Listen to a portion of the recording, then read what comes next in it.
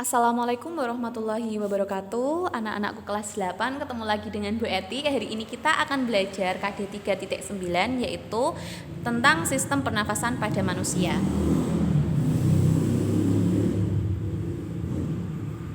Nah, anak-anak setiap hari, setiap jam, setiap menit, setiap detik kalian itu bernafas. Tapi kalian tahu nggak sih bernafas itu apa?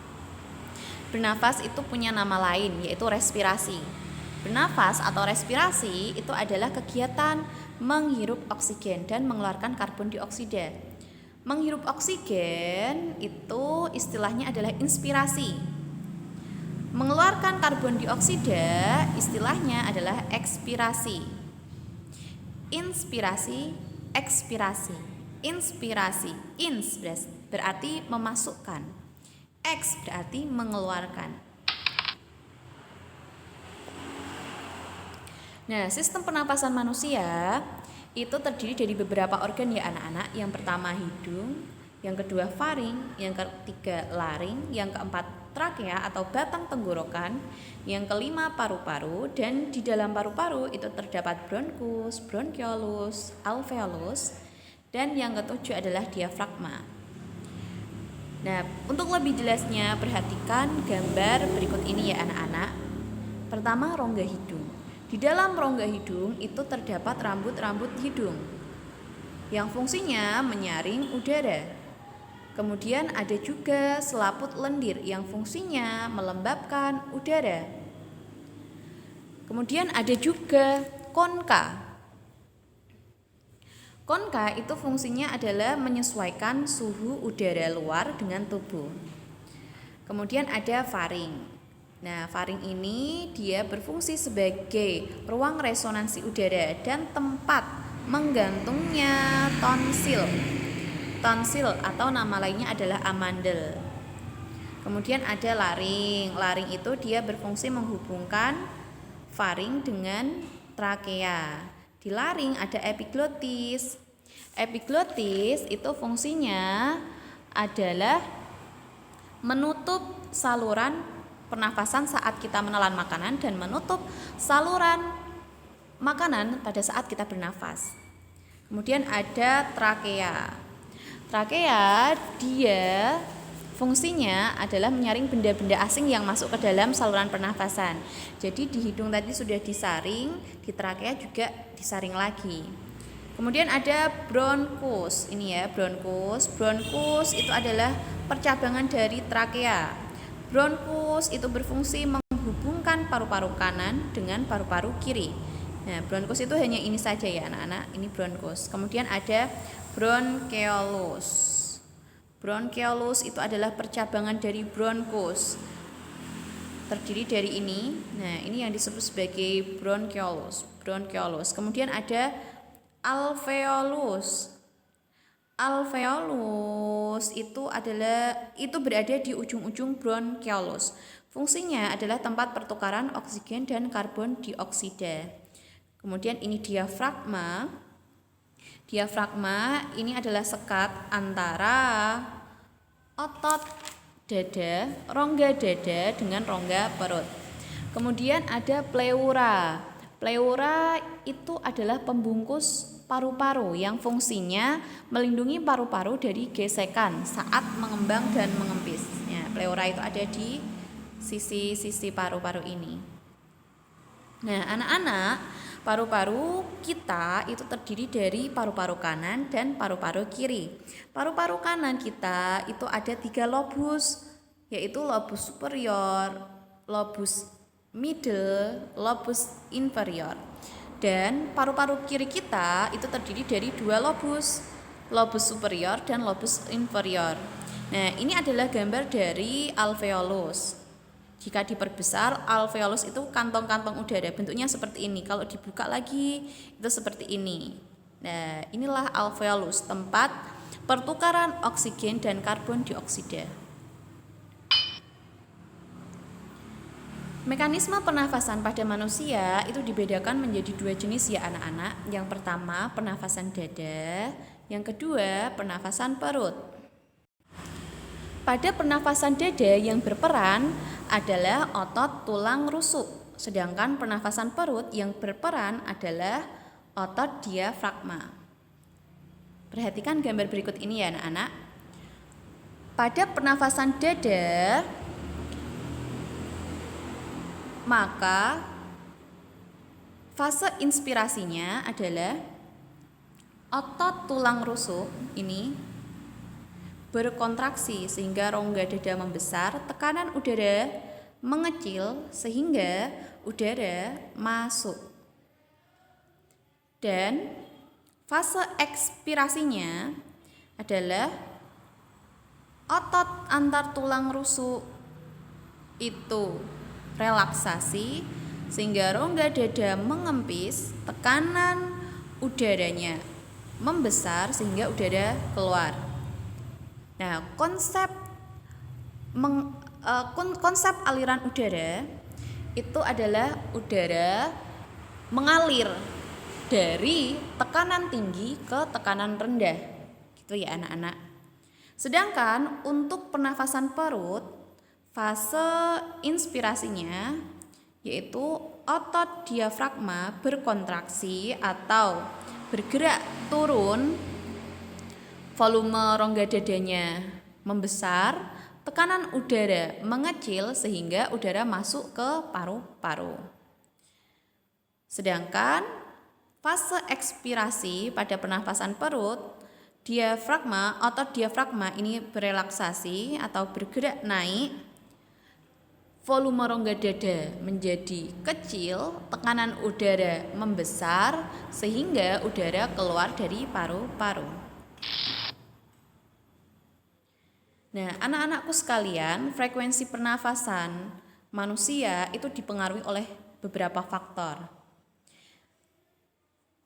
Ada faktor usia, ada jenis kelamin, aktivitas, suhu tubuh, posisi tubuh. Pada orang yang sudah lanjut usia, frekuensi pernafasannya maka semakin lambat. Sedangkan pada anak-anak, remaja, frekuensi pernafasannya itu semakin cepat karena membutuhkan banyak energi.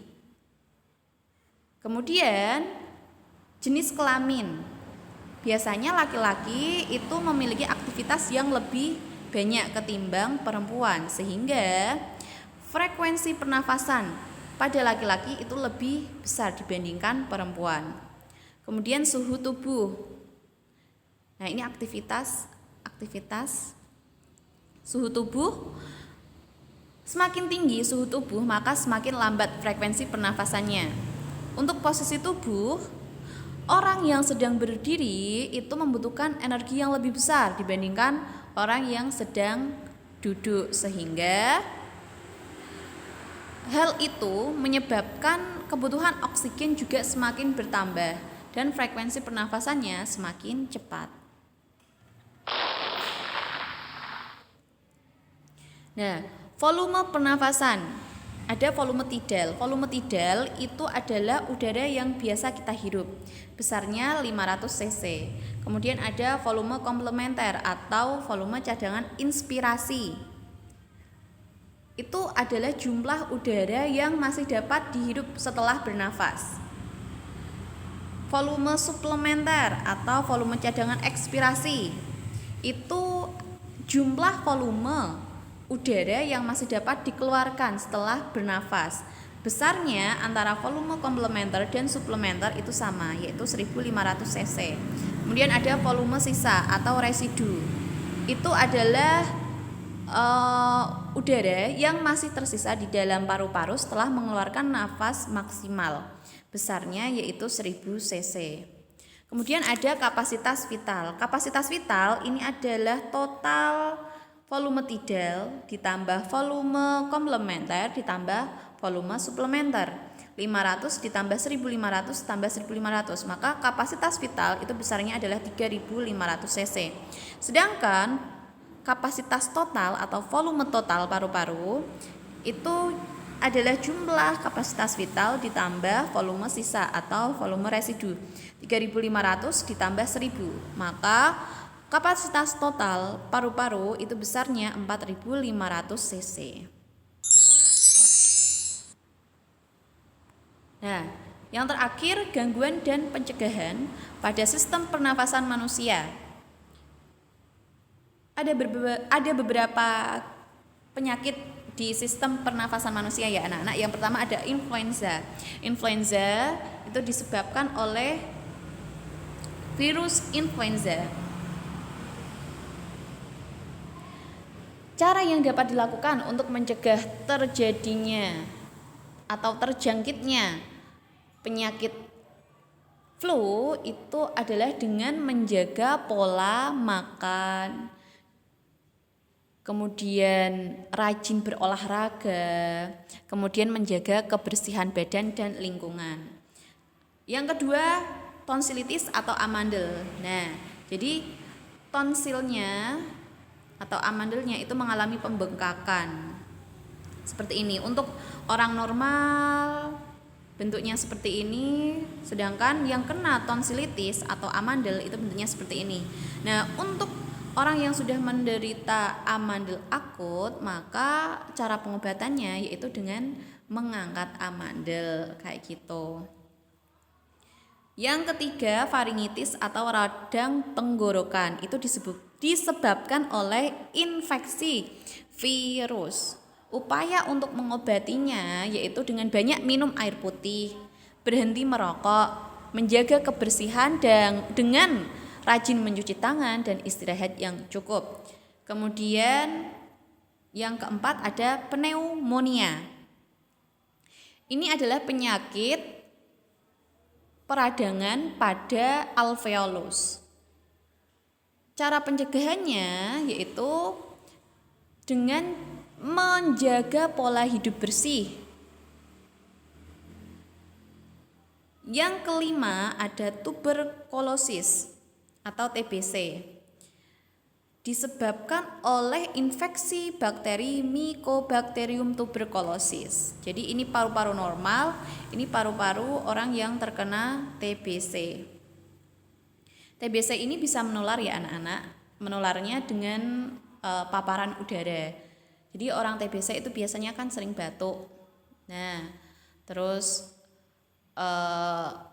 batuk, virusnya ada di udara, terus bisa kalian hirup dan kalian sering terpapar dengan udara pengidap TBC itu nanti bisa ketularan.